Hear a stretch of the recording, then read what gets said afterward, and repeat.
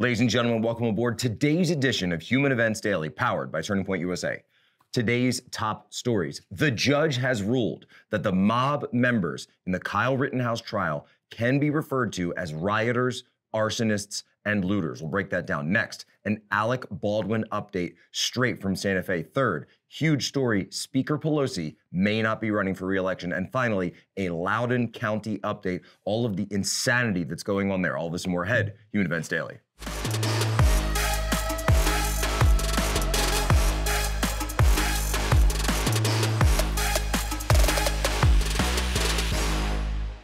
Judge Bruce Schroeder, Kenosha, Wisconsin. They don't make them like this anymore. These type of judges are not long for this world. He's an older guy, appointed by a Democrat, by the way. And he is on the bench. He's presiding over the Kyle Rittenhouse trial. Judges like this won't be around forever. And one day, the bench will be controlled by millennials. So just think about how different this country is going to be. But let's get into the story here. The men shot by Kyle Rittenhouse at a Chicago Tribune can be described as rioters and looters, but not victims, the judge rules ahead of the trial. Kyle Rittenhouse lawyers can refer to the men he shot as rioters and looters, but prosecutors still may not call them victims at any time during the teen's upcoming murder trial. Schroeder cautioned the defense team against using pejorative terms during the opening statements, but he said they could use it in their closing arguments if the evidence suggested the men engaged in criminal acts. He can demonize them if he wants, if he thinks it will win points with the jury. He also pointed out, by the way, and I saw this video, that not a lot of people are mentioning this, that he went to the prosecutor and also said that the prosecutors can lionize these guys if they want to, if they're making their argument. You can be persuasive in your arguments, is what the judge was saying. But what he was specifically pushing back against was this idea of calling them victims, because obviously that's the question that's up to the jury, for the jury to decide, were they aggressors and Kyle Rittenhouse was committing an act of self-defense, he was acting in self-defense, or were they victims that were targeted by Kyle Rittenhouse?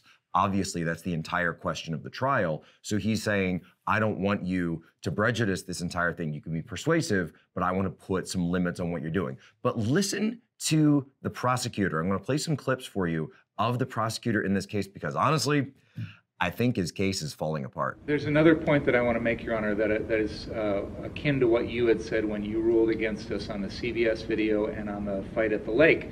You believed that there was no factual commonality between those prior events and what the defendant did on the night of August 25th.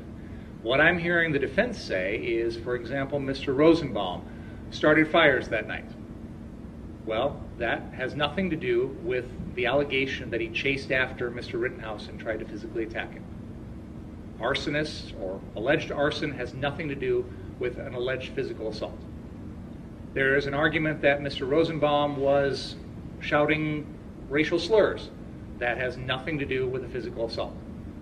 There's an allegation that he's telling other people at Ultimate Gas Station to shoot him, which clearly is different than what was going on with Mr. Rittenhouse. He clearly didn't want Mr. Rittenhouse to shoot him, so I don't see that there's any commonality there. So this is bad character evidence, Your Honor. This is an attempt to tell the jury Mr. Rosenbaum's a bad guy and deserved to die. That's really what it is. He was an arsonist, he was a rioter, he was starting fights, or not starting fights, he was starting problems, he was disorderly, he was loud, he was whatever. Therefore, it was okay for the defendant to kill him. That's really what's going on here, Your Honor. And that's not at all what 90404 allows. And if there were any evidence in this case, and I would love to hear it, because I haven't seen it.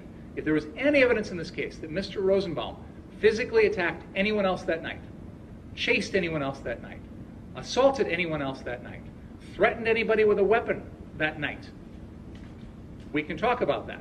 But I don't hear any evidence to that effect. All we're talking about is arson. We're talking about being loud and disorderly. We're talking about, being... I can't believe some of the things you're saying. I mean, all we're talking about is arson. Come on. This prosecutor, and that's, by the way, that's not the judge you're listening to. That's not the defense. That's the state. That's the prosecutor, the DA in this thing. And he's saying it, well, it's just, all we're talking about is arson. It's just a little bit of arson, right? All he was trying to do was burn down the gas station, and Kyle Rittenhouse got in his way. And so, of course, then he tries to pull the gun, as you do.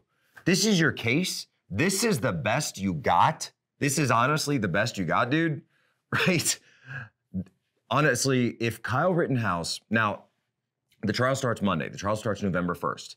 If Rittenhouse and his legal team do a good job in jury selection, right? That's really what this is going to come down to. Do you get people on that jury who are pro-BLM, pro-Antifa, or are you going to get people that are not necessarily pro-conservative, or pro-Second Amendment, and maybe you will, but what you really want, what Kyle's legal team wants, is a group of people up there, or a number of people at least on that jury, enough to conclude that there's reasonable doubt and conclude that he was acting in his mind in self-defense, that there was no criminal intent, that they didn't want the city of Kenosha burned down. And you've got a lot of people there still to this day, and I've been back twice to Kenosha since this happened. You've got many people very, very, very upset about what those rioters, looters, and arsonists did.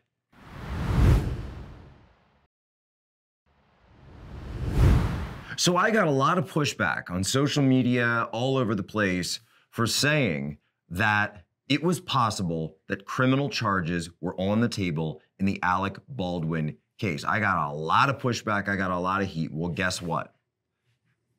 The sheriff's office just came out, and the DA just came out, Mary Carmack Altwise, and she stated, and this is by the way, no conservative, Republican, et cetera, criminal charges are on the table in the ALEC BALDWIN shooting case, say prosecutors. As it emerges, the crew were using the actor's gun to shoot cans with live ammo just hours before the tragic death on set. So criminal charges are potentially on the table. Now, I've talked to a lot of gun owners about this. I'm a gun owner. I'm a supporter of the Second Amendment. I'm someone who's been in the military. I've had a lot of training on this. It's very simple. There are 4 basic rules when it comes to gun safety. And the very first rule is always assume your gun is loaded. The fact that he didn't check while holding an inherently dangerous instrument that he knew, right, could have the potential to cause grievous bodily harm and potentially fatal injury, and he didn't check. Bottom line is this, folks. There is no special rule. There's no special rule for actors when it comes to involuntary manslaughter, right? There's no rule whatsoever. The law is the law. It doesn't say, oh, I was an actor, I was doing a scene, and the armorer came up to me. No. We played Andrew Branca before, Law of Self-Defense. Go read his work on this over at Legal Insurrection. He's very clear about this. It does not matter. And even under New Mexico case law, it doesn't matter who loaded the gun. What matters is your reckless behavior while handling that instrument. Same way that if you drink and get behind the wheel of a car, which is of course potentially an inherently dangerous instrument, and then you hit somebody, guess what? That is involuntary manslaughter because of your poor behavior, your poor judgment, your poor decisions led to the death of someone else. Period, end of story. Now, Baldwin may not be the only one who has liability here, but all I'm saying is there clearly is a legal case that could be made against Baldwin. Now, we pulled up a lot of people. I couldn't find this, and apparently Alec Baldwin has a TikTok account. The last video that he posted on this, I think I'm the only person who's seen it. He only has a couple of followers on there. We pulled it up, and I'm going to play this for you. This is Alec Baldwin 1 week before the shooting. 2 things. One is that, again, about the vaccine. I had my podcast on now with Anthony Fauci, Dr. Anthony Fauci, and I wanted to invite him on, and I was anxious. He doesn't need any opportunity to speak. He has the microphone and the camera at his disposal 24/7. But I wanted to sit with him and just ask my version of the questions of where we are and where we're headed.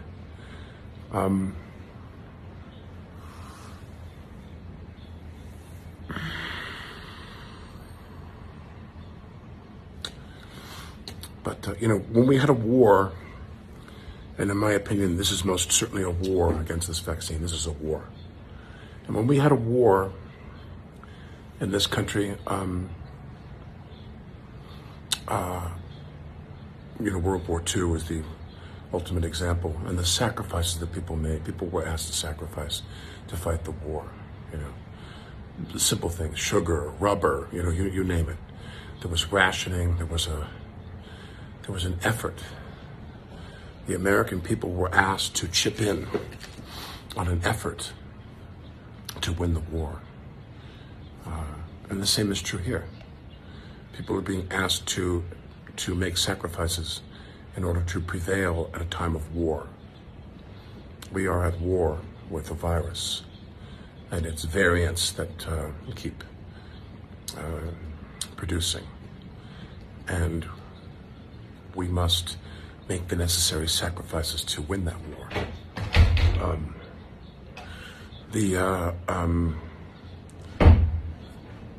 If you haven't been vaccinated,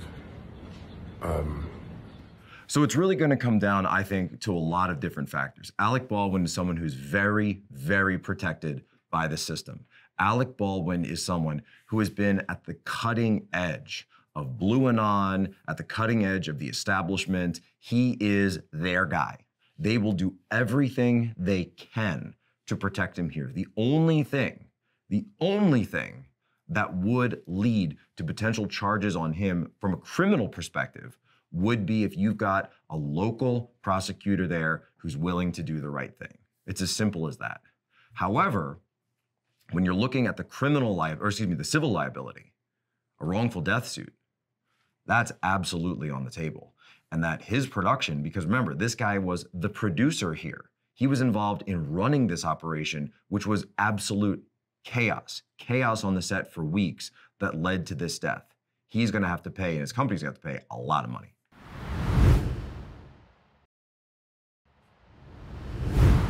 So a huge story that's been going around Washington, D.C. is what's going on in the midterm elections. You have the Democrat Party currently has the majority in the House. Of course, the Republican Party under Kevin McCarthy, Congressman McCarthy, is looking to retake the House, retake the majority, in which case that would mean that Speaker Nancy Pelosi would no longer be Speaker Nancy Pelosi. And all of the die seems to be cast as if that's, you know, what's going to happen. That's sort of the tea leaves right now in Washington, D.C. However, the question becomes then, does Speaker Pelosi want to stay there, right, preside over that, or is she looking to step down? Listen to her interview and the answers on CNN, which she went on with Jake Tapper, who is, of course, a regime apologist and a regime stenographer, and he asked her whether or not she was running for re-election. I do want to ask about your own future in Congress. Are you going to run for re-election? Oh, you think I'm going to make an announcement right here and now? Yeah. Why not? I'll have to be on many more times than that. You're going to run for re-election, though, yes? Why would I tell you that now? Well, it's not just me, it's the American people, it's the world. This is an international show. Well, probably I would have that conversation with my family first, if you don't mind. Okay. Thank you so much. I really appreciate it. Best of luck with the legislation. Thank you. I know it's a heavy My lift. pleasure to be here. Thank you.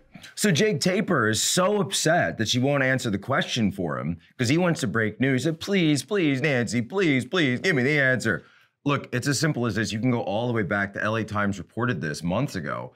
After Nancy Pelosi, then who? The political wrangling is already going on here because you got to think about it. Nancy Pelosi, she's in her 80s. Steny Hoyer, Clyburn, the 2 and the 3 in the House Democrat caucus, they're also in their 80s, right? You got a ton of people. These are octogenarians.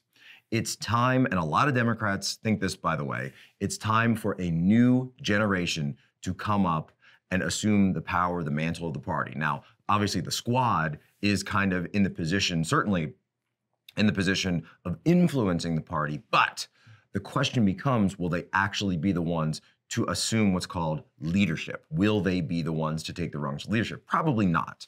But from a more salient question, who is going to run to take Pelosi's seat?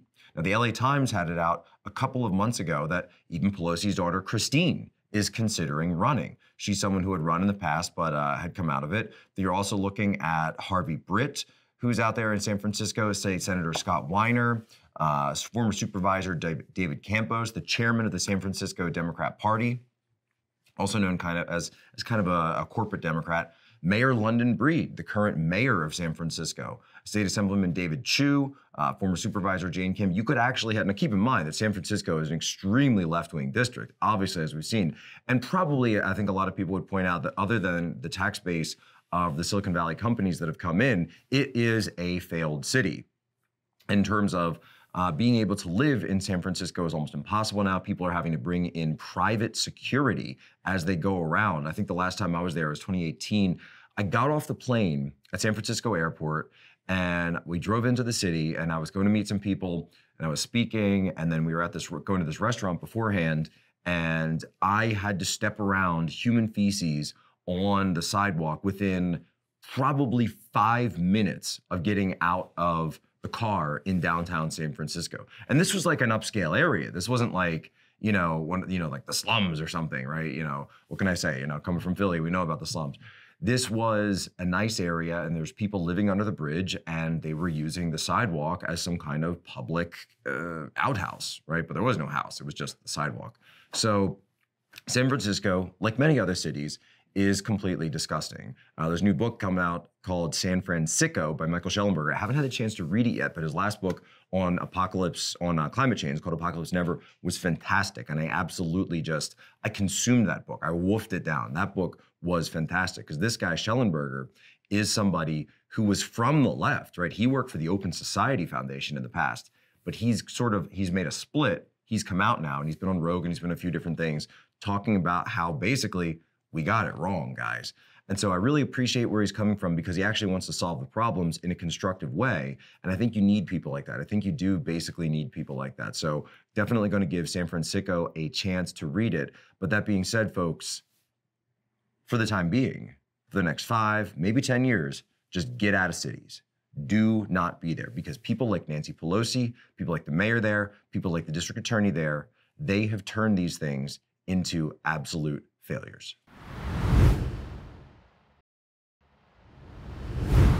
So we hit 1 million downloads, Human Events Daily. Thank you so much, by the way, from the bottom of my heart. God bless all of you. So thank you for continuing to watch this. Thank you for sharing this with your normie friends. And by the way, of course, support us, support the work we're doing. Go to mypillow.com, use promo code POSO, up to 66% off. Beat the supply chains, order American. This Christmas is coming so fast. I know Halloween is coming up this weekend, but Christmas is going to be coming right around the corner. You know there's going to be issues with this. You know that because of Biden and everything else, that shipping might be delayed in some things. I don't know if it's delayed on this, but get your Christmas shopping, your orders done now. Do it today, mypillow.com, promo code POSO. Next up, huge, huge story that's roiling not just Virginia, but the entire country. And Luke Rosiak, by the way, at Daily Wire, blew this story wide open, and I give full credit to him. A Loudoun County judge has now come out and found that a boy in a skirt is guilty of sexually assaulting a female student. From Daily Mail, Loudoun County judge has found a teenage boy in a skirt guilty of sexually assaulting a 15-year-old underage female classmate in the girls' bathroom at their school, siding with the victim's outraged parents who were shamed for protesting against trans bathroom rules after the incident.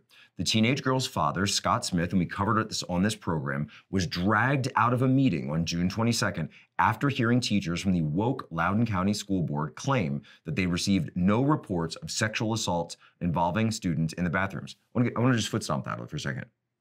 They claimed there were no reports of this even after it happened, even after the investigation was already going, and this guy Ziegler, this corrupt fool, this nincompoop, right, this toady, had transferred the student who then allegedly committed another sexual assault at the next school. They had the father of this girl, this 15-year-old girl, arrested for trying to speak out about what happened.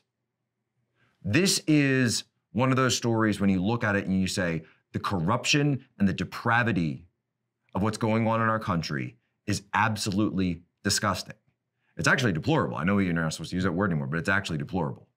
So the Loudoun County School, the students staged a walkout over this sexual assault. Take a look at this walkout. We got the video right here.